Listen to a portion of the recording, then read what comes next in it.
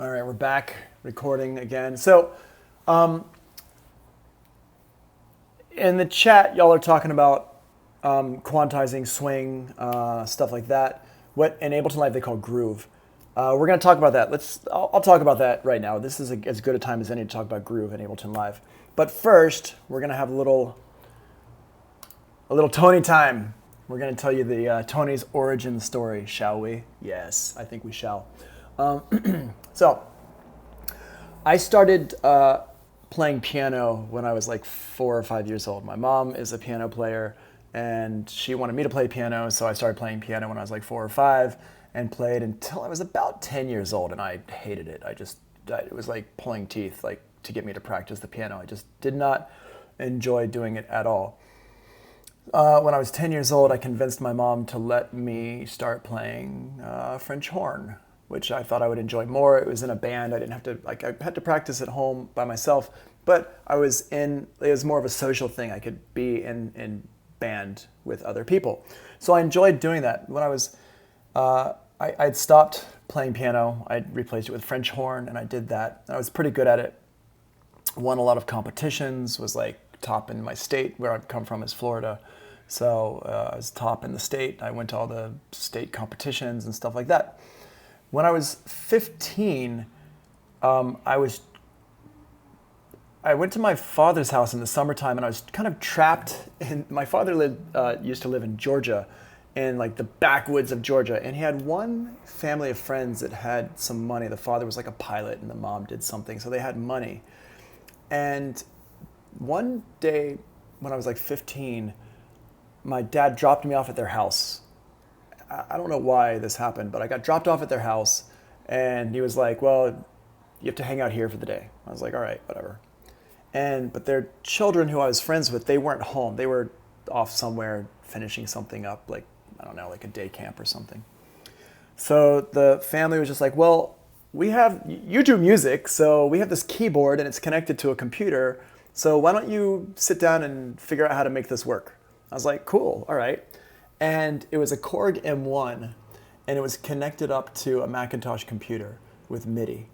And they put me down with the manuals for the keyboard and the manual for the computer and the manual for the software, and they said, go. I was like, fine. And that was the first time I ever realized that I could make music completely by myself. And I didn't really have to be able to play an instrument, even though I could play piano and I played French horn, but I could make drums and I could make synths and basses and all this stuff. And I loved it. It was awesome. So I was just hooked. So when I was 16, I saved up enough money to buy my own keyboard at my house in Florida. And just every day, I would just come home and work and work and work and just make beats and make beats and make beats. This is in 1991, was when I was 16, in 1991. So it was a long time ago. It was before you could do much. It wasn't like I was using Reason or Ableton Live or anything like that. I was using, this is like around the time that Pro Tools was made, and Pro Tools was like crazy expensive and professional at that time. So I wasn't even using Pro Tools. I was using other, programs. It was like it's called like Trax Pro or something. So then I kept doing that. And I added like a drum machine into my setup, and I had to get a mixer, and I had to learn about what a mixer was, and I had to learn about what a drum machine was. And then at some point I got a sampler, and then I went to college. And I went to college to study classical music. And I had a studio in my room. But different from what you guys have today, which is a studio is like your laptop. It was actually like a studio. I had like a mixer, and I had like a keyboard, and I had like my sampler, and I had my drum machine, and I had to, have all this stuff. And at that point, I think the studio was probably up to about $6,000, maybe. The keyboard was about $1,500 to $2,000, and the sampler was like $1,000, and the drum machine was probably $400 or $500. And then the computer was like a couple $1,000s, and the speakers were a few $100s, and stands and stuff like that. So it all adds up to probably about $5,000 maybe. So it's very different from what's going on today. But I loved it so much. I was just like doing it. I was just like, oh my God, this is what I want to do. And And for multi-track recording, I didn't do multi-track recording. I kind of avoided that because I wasn't interested in recording my voice. I was doing everything with samples. I was listening to bands like The Orb and Prodigy and Orbital and Future Sound of London, stuff like this, stuff that didn't have any singing. Was what I was mostly into at that point in my life. This is like, we're talking, I graduated high school in 1993, so we're talking 93 to like 96 or 97.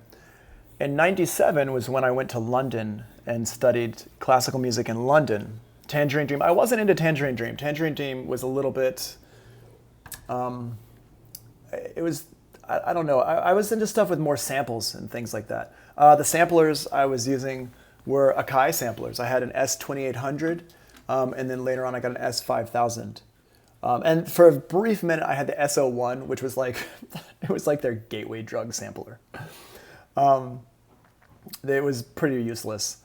But yeah, so at that point, when I was in college, my studio was I had a Korg Triton,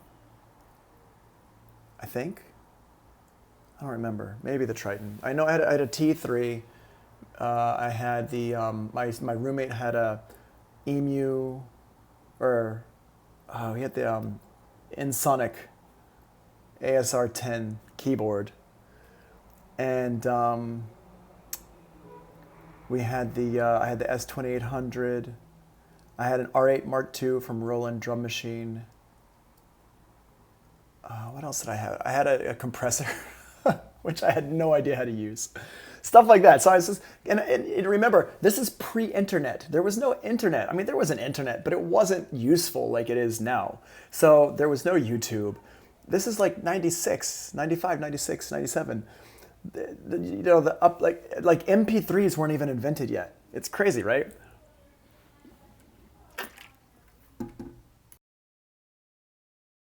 So I was studying all this stuff, and then when I went to school, I went to the Royal Academy of Music in London. I auditioned into it with my French horn, and as soon as I got there, I started making friends with the commercial music department, and I made good friends with them, and they let me have access to the studio, and that's where I learned how to use the O2R. So they had an O2R. This is 1997. It was like the first. They were like. This is like the second year that the O2R had come out, so nobody had it yet. So AOL for yeah, you've got mail, right?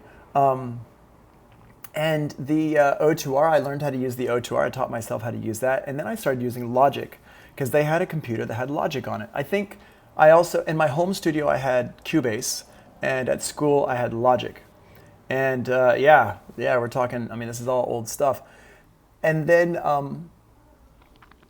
I got a job in Japan, which is a whole nother story. But I got a job in Japan making music, making J-pop music for a Japanese record label. So I did that. I moved to Japan. I shipped all my stuff over to Japan. I had more gear by this point. I had my whole studio. And I moved to Japan, and I set everything up in an apartment in Japan, and I worked there. So you basically learn the O2R right around it being made. Yes, yeah, I was learning the O2R on version 1 of the O2R. So Logic was, I think it was Logic version 2. Cubase was, when we were talking about VSTs on Monday, I did learn Japanese. I can speak Japanese. So on Monday, we were talking about VSTs, Virtual Studio Technology, and the version of Cubase I had was the first version of VSTs. Y'all know propeller heads with Reason. Well, propeller heads' very first software they had was a program called Recycle, and Recycle allowed you to chop up your samples and use them with samplers. Then the second program they made was a program called Rebirth 338, which was a clone of a 808 drum machine, a 909 drum machine, and a 303 bass line. Oh yeah, I used to use Recycle, yeah. Yeah, Recycle was dope. Did that pay well? Japan? Yeah, Japan paid great. I mean, I worked on albums that sold millions of copies. It paid really well. But I hated it because I don't like Japanese pop music, and I was doing underground stuff. I like underground music. So, and Cairo, wait, you're here. You're in Sikit's class, right? Wait, no. Are you up here? Oh, no, you're already here, Cairo, Santiago. I've got you already. So I was doing that, building my studio up again, and I was in Japan for about 5 years. And that's when I started using Ableton Live. I started using Ableton Live at version 1 because what happened was I was playing festivals over there on the side. Like, not giant festivals, but just like smaller little festivals with like, like 1,000 people or whatever. And I wanted to be able to take my studio on the stage. I was looking at bands like Orbital and Chemical Brothers and stuff like that, where they were taking these studios and putting them on stages and basically making the music kind of live. But those bands were much more famous than I was they had like roadies and stuff like that. Whereas I was making money, but I wasn't like, I didn't want to pay roadies. I wanted to do it more myself. I wanted to kind of like, do it on my own. And so I couldn't really take my whole studio onto a stage. So what I wanted to do was I wanted to take all my stuff and like make it into samples and chop the samples up. And I was trying to figure out ways to do that and to sync everything and get it going right. And I was going to buy some sequencers and things like that to take it, because I was using Pro Tools at that point. This is Pro Tools version 5. I got that in 1999. So I've been using Pro Tools for 20 years now. And I was searching around on the internet and somebody was talking about some program called Ableton Live. And I was like, oh, what's this? It sounds like it might do what I want it to do. And I downloaded it and it was exactly what I wanted, being able to take these samples and stuff and put them in and make them all work together. I was like, what? This is perfect. I don't know if y'all know this, but the very earliest versions of Ableton did not have MIDI. There was no MIDI. It wasn't until version 4 that Live got MIDI. So I was using Ableton back then before it had MIDI, and what I would do is I would use Reason, and I would have Reason rewired into Ableton Live, and so I'd make a drum beat and stuff in Reason, and I'd be sitting on a train going from one city in Japan to another city in Japan, like it was about an hour commute or whatever, and I'd just sit there and I'd like bring MP3s in and I'd chop them up in Ableton Live, and I'd make drum beats and drum loops and stuff using Reason, and I'd bring it into Ableton Live, and I'd do my remixes and I'd set up live sets like that. I wasn't DJing, I was just producing at this point. So then in 2004 is when I decided to move back to the States. I moved back to New York. 2000, oh, what's up, Anthony Martinez? Which class are you in? I moved to New York, and a few years later, some of my friends were like, we want to start doing this party in the East Village at a bar. I was like, all right, cool, and we did that, and I was using Ableton Live like how I'd been using it in Japan. What laptop did I use back then? I was using a Mac, actually. I've always worked on Mac computers.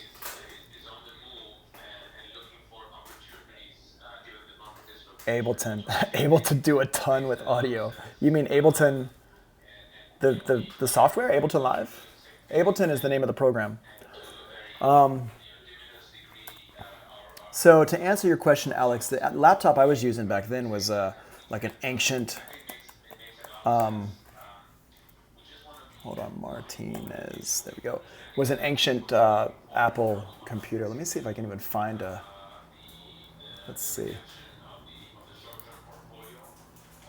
what we got here. Mac, laptop. In Japan, I was using an iMac, not an iMac, a MacBook, circa 2003. Yeah, the white clamshell, this one here. Yeah, something like this. It had a 667 megahertz front side bus, 512 of RAM. Yeah, powerhouse. What? That was a 2 gigahertz Intel Core Duo processor. Mine may have been that one. That one actually may have been overkill for what I had. I'm not even sure. Eventually, I did get this one though. I did get the titanium, and I still have this one actually at my house. You can't see it. Oh, I'm sorry. Thank you. Sorry, desktop. There we go. Boom. Yeah, there you go. This one here. Yeah, actually, I still have this one at my house. It's so funny. the titanium. But at one point I had the white clamshell here. And we're talking like 2003 or something like that. It was pretty crazy. When I moved back to the States in 2004, that's when I bought the first G5 Mac. And that's when I really got serious about doing stuff in the box. So I bought all the complete package, all that stuff. I was using Pro Tools still. And then I started using Ableton Live a bit more for production stuff and less for live stuff. And then I started DJing, and I kind of ramped up my DJing. I went through Tractor, I went through Serato. Now I'm using CDJs. But that's kind of my background. So I come from a very heavy classical music background. Let me go ahead and here is there someplace I can point to to play my stuff? You can see. Let's see. SoundCloud.com/ whoops. Not Discover.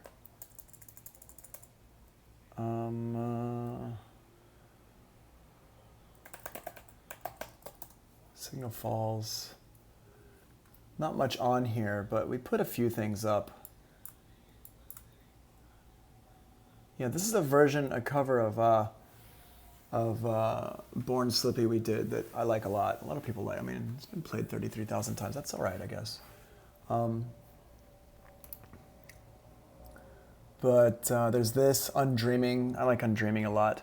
But this is more chill stuff, and you can check this out if you want. But this is all more chill, super chill stuff, down tempo. And that's what I'm mostly, like what I mostly really, really enjoy.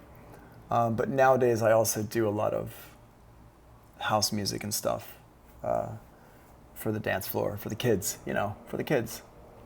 So that's me in a nutshell, just so y'all know who I am, all right? And I recorded all that. Not that I think it's very useful for recording, but so that's what's up. Oh, also just so y'all know, if you have access to my Canvas, Todd's Canvas, I put the lessons up from Monday and yesterday. They're all up on here, and class 1, week 8. And if you're not in there, I'm probably going to put stuff up on YouTube just so the people in other classes can see it as well. So there you go. That's what's up. All right. So now let's go back into Ableton Live and talk about... My name is Tony. All right. So we're going to make a new track here. Don't save. Dub Techno. Cool. Alex, I'd love to hear it. Here, actually, can you post a link to something in the chat here? I'd like to hear what you're producing. Not right now, I'm not going to listen to it, but I'm going to listen to it after I'm done talking about this stuff. And just so you know, Alex, I'm going until 6:15-ish, 6:10, 6:15 today. All right, so I'm going to make a little drum beat here.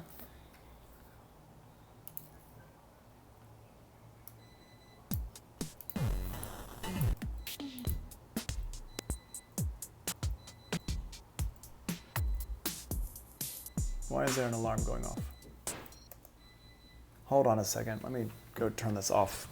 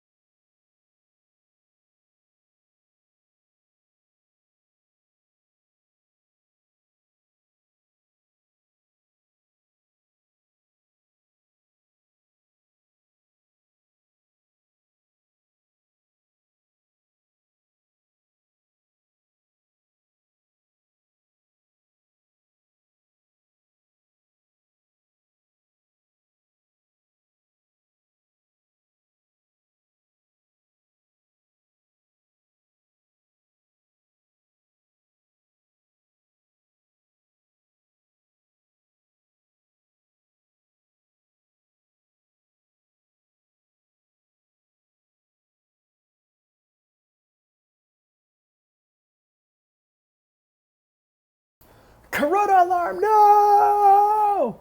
Okay, sorry. That was a close call, but I stopped it. Or it's Corona time. Oh, yes. Corona time is 6:15. All right, so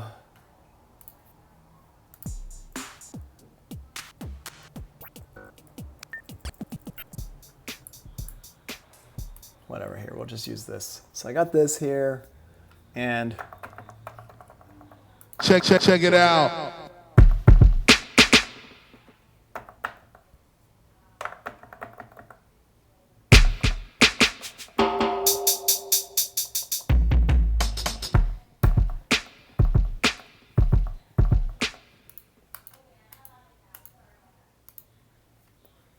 cool. So we got this here, chord quantized, set up. Turn this tempo down a little bit. All right, let's go ahead.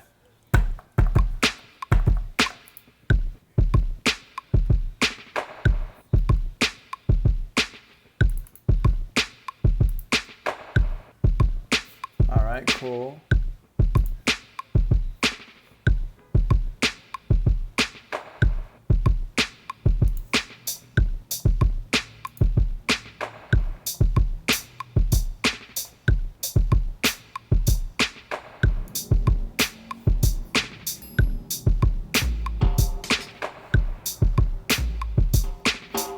Check it out.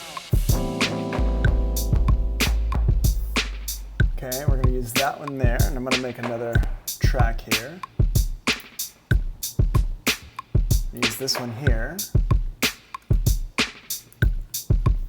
And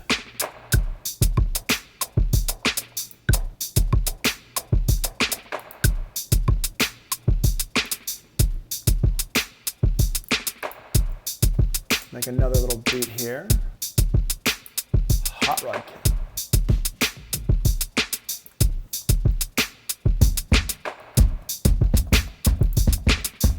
Whoops, wrong one. That sounds kind of cool, actually.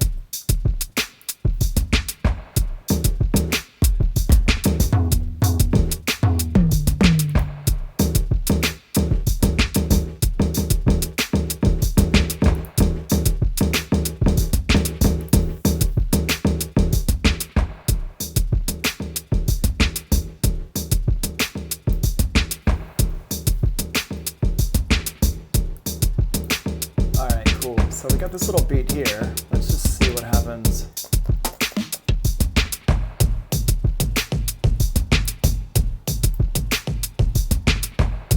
Yeah, cool.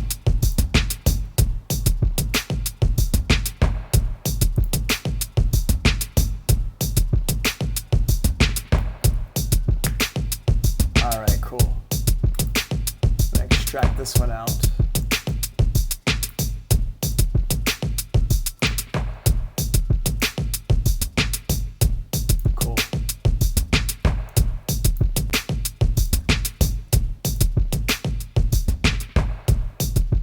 All right, so I'm gonna grab these ones here.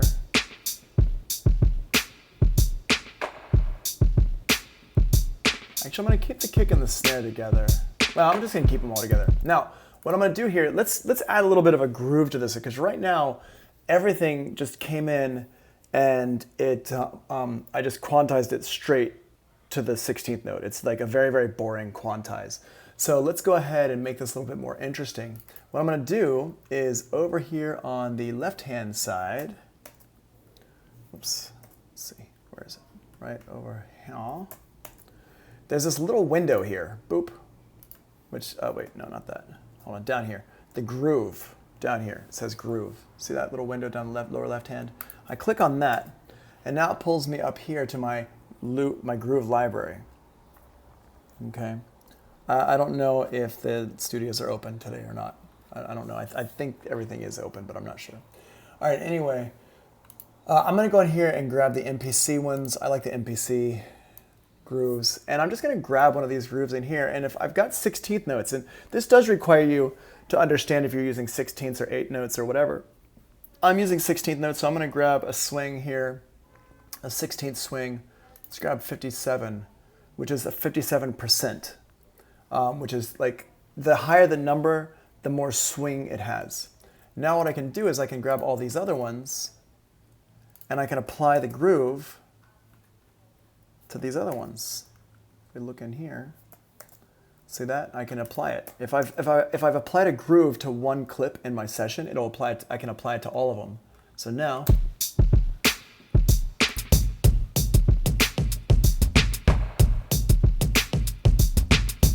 and hear how much like groovier that sounds. Here, let's grab this. Let's grab a different groove. I'm gonna make it less swung. This one's straighter. Let's make it more swung so you can hear what it sounds like.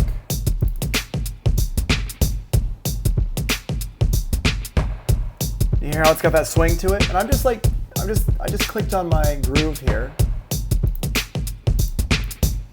And I just go here and I just double click on one of these. Like this.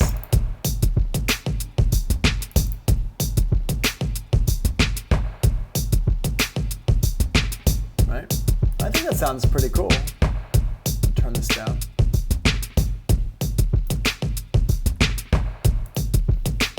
Right? And so that's how you can put a groove on in Ableton Live. Now, that's not a straight swing. You can straight swing stuff if you want. They used to have it, this percentage up here, it applies to all the clips you want it to apply to. And this is like a percentage of how much you're applying it to up here, this up in the upper left-hand corner. But if I wanted to apply it to one clip, I could apply it to one clip and not have it be applied to other clips if I wanted to. And that's just, for each clip, it's just over here. And the groove, like right here. Hold on one second, y'all.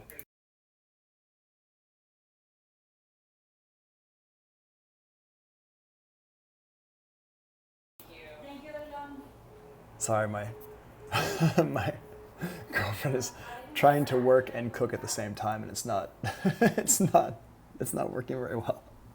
She's about to burn the house down. So if you start to see fire around me, it's not the beats. There's an actual fire, and you please warn me. All right. So that's what's going on with this. So now we've got this here. Now, if I bring in, like, let's say I bring in a bass line or something like that. Here, you can apply this stuff to MIDI, to audio clips as well. So for example, here, I've got this drum loop. And let's say I want to find a bass line to go with this. Let's go over here to Sample Phonics and let's go to Duality Bass Tapes loops. Let's see. What do these sound like? Okay, so this one here. All right, so let's just use that one. Now, the reason why I chose this one is because this one is pretty straight. The groove, it's no groove, it's just a straight groove. If I stop here, I'm gonna solo this here and play it.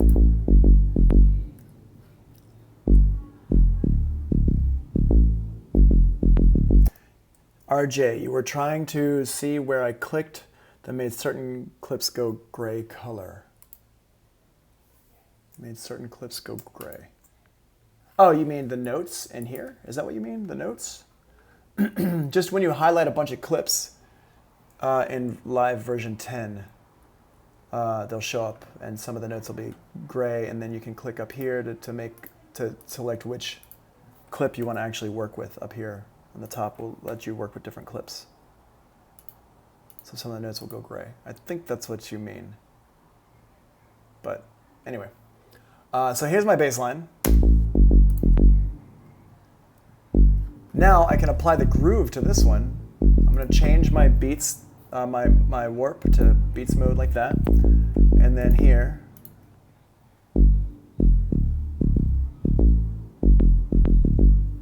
now it'll fit.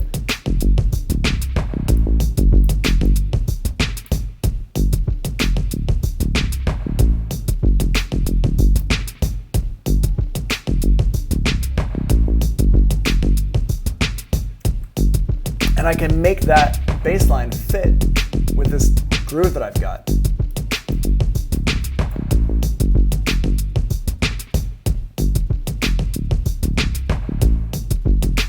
Right?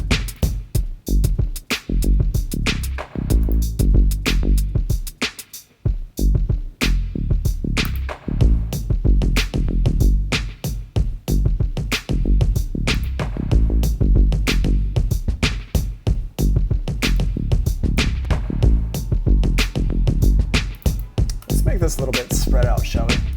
Let's use some sound toys. I don't know why I just typed in sound toys. There we go.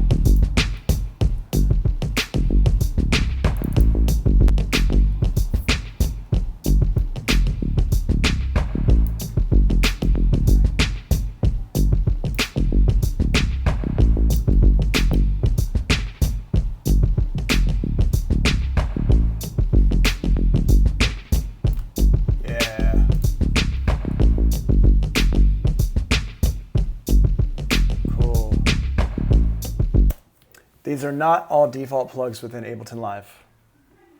Hey, Steven Delgado. Cool. They are not default plugs. But actually right now, yeah, the drums are all defaults that come with Ableton Live. Yeah, the drums are, but not the sound toys. Sound toys is different. But like the bass line, the bass line is actually from Sample Phonics, so it doesn't come with Ableton Live. But the drums are just drum loops that I made just now, just using drum kits that do come with Ableton Live. So yes and no. All right. Hold on one second. Let me just.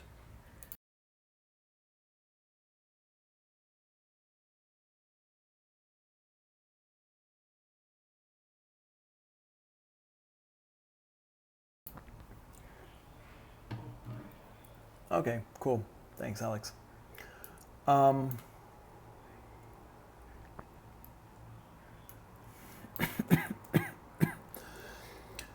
Also just a quick question. Are y'all all drinking enough water?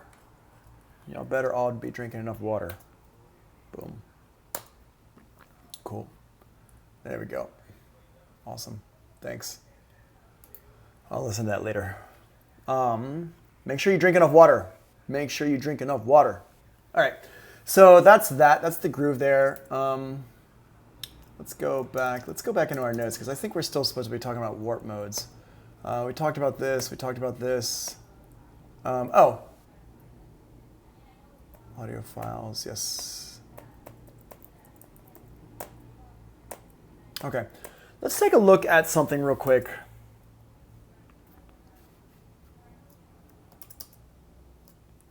I'm going to pull in a track. Let's go onto my computer and grab.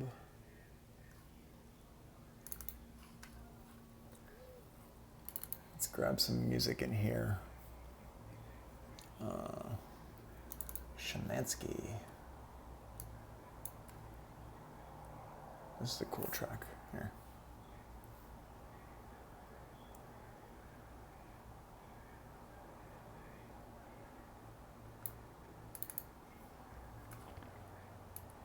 Okay, so this track here, this track should just come in, it should be fine. Now, see how over here, this is like a produced track. This one here, 124 BPMs, that's the segment BPM. Now in here, in Ableton Live, anytime I put a warp marker in, that's a segment. And if I move this around, watch what happens. It changes my BPM. So this one here becomes 92. But this one is now faster, 155. And it's talking about the one before it, is what it's talking about, I think. So if I move this around, it's changing the actual BPM of the audio in here. And that's how you can actually figure out what the tempo is of songs. If you drag a song into Ableton Live, let's say you want to put together like a DJ set with Ableton Live or something like that, which is something we can talk about on another day. But this is how you would tell like how the tracks, like what tempo they are. 123.99. So I'm just going to change that to 124.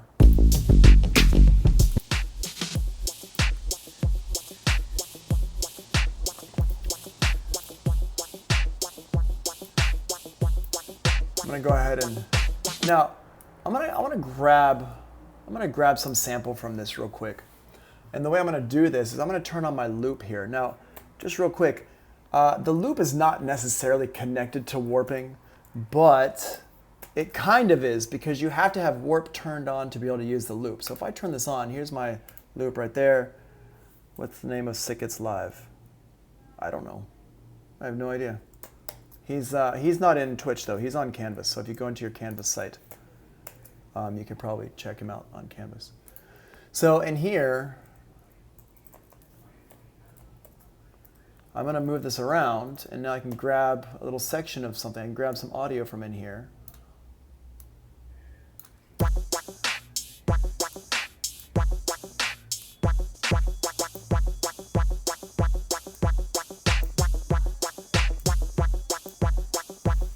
I can grab that. I'm going to put an effect on it.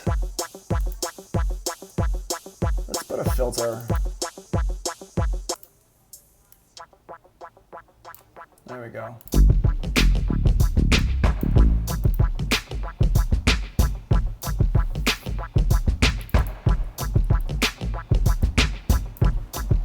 Now you notice how it doesn't really fit.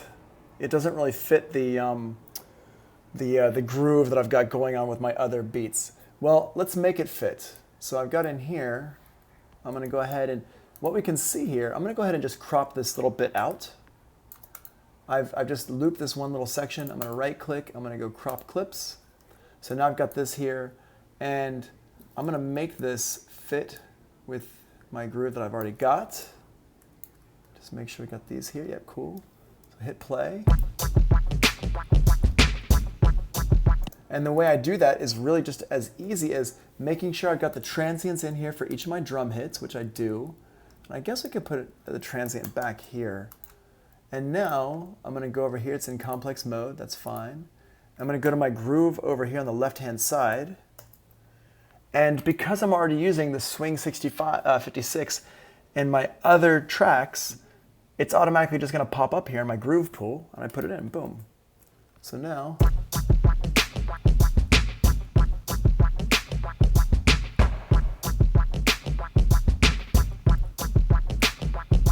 Now it fits a bit better. That's a bit stiffer. It's a very small difference.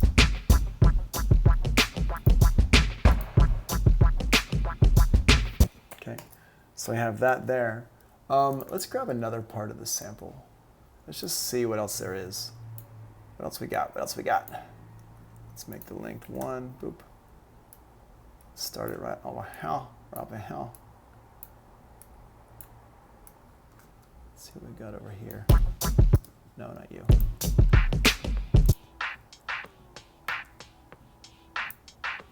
Cool.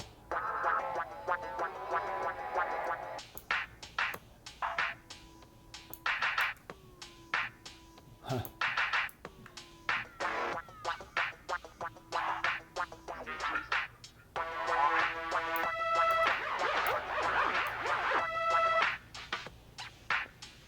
These are all just drums. It's just the outro. I guess I could just grab that. It's a cool little...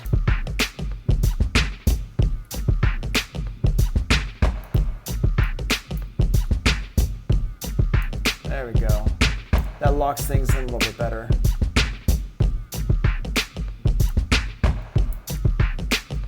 Cool. I'm just gonna crop that as well. Boom.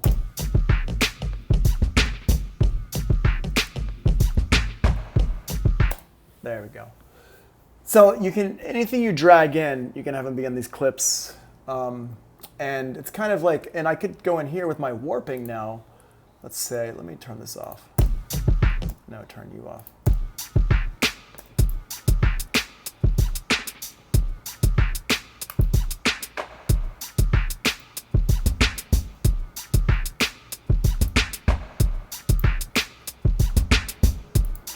This here. And I can move things around like this.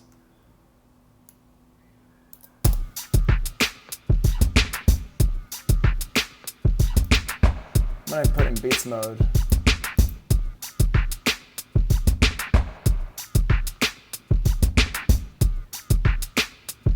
I kind of like that a little bit better. It's like a little bit chopped up. Like the background. Yeah, that sounds pretty cool. Okay. Now, one thing about what I just did is when you've got all of your transients here, 1, 2, 3 transients, if I want to move just this one transient right here and I want to keep everything the same, what I would do is I would have to double click on this one, double click on this one, and then move the one in the middle. That's what I would have to do there. But I don't want to have to do that. What I want to do is I want to be able to like actually just click on this one and quickly move it. So the way you do that is you hold down Command and move it like that. So it's going to hold down Command and move it around. Yeah, it sounds great, right?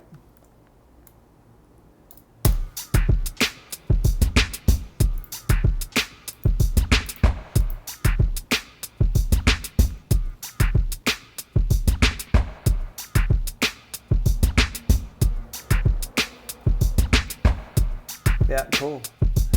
And because I have the groove on over here with the swung, it's swinging all these changes as well automatically for me.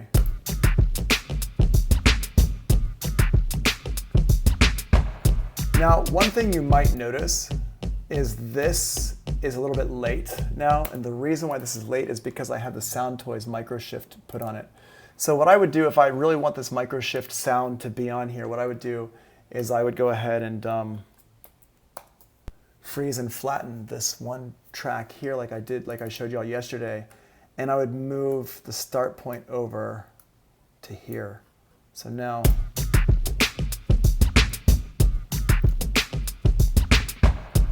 and now you can hear it's tighter. Yeah, much tighter. What exactly is Groove doing? Groove is just, it's basically like quantize, but it's like quantize that feels cool.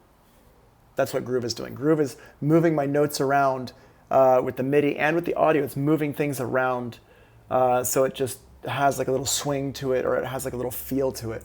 If I turn off the groove on everything, here, let's just turn off all, so here's all my grooves, groove's on. Now if I turn off my groove on everything,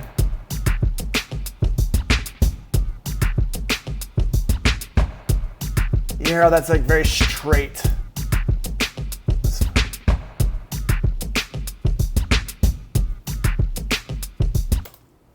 Groove is a setting. It's over here on the left. It's a setting for your clip. Right over here on the left, Groove. It's not a plugin. Yep. All right. So that's that. I kind of like this beat, actually. It's a cool little beat. Let's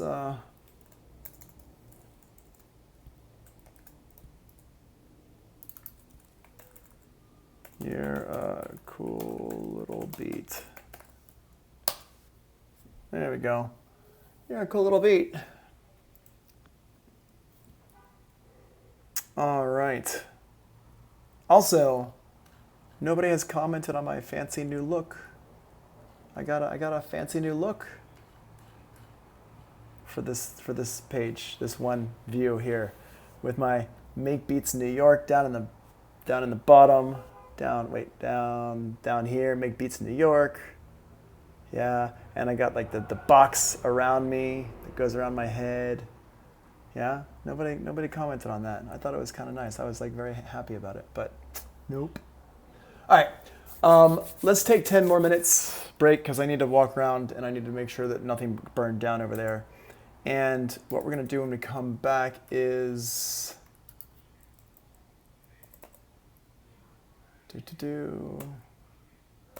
let's go over the folder stuff, like what's in the folder, and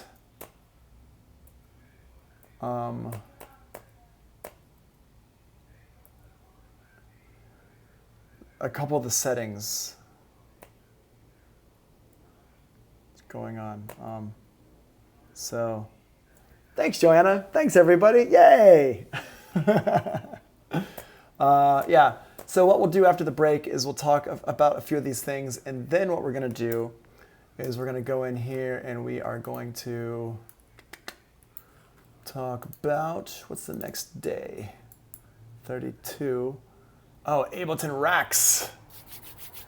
Ooh, now we're starting to get fancy. Fancy. Cool. All right, I'm down. I'm down.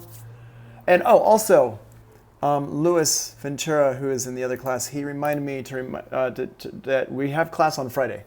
Since we're all stuck indoors anyway, why not? But I think y'all didn't have class last Thursday, right? Is that true? No class for y'all on Thursday?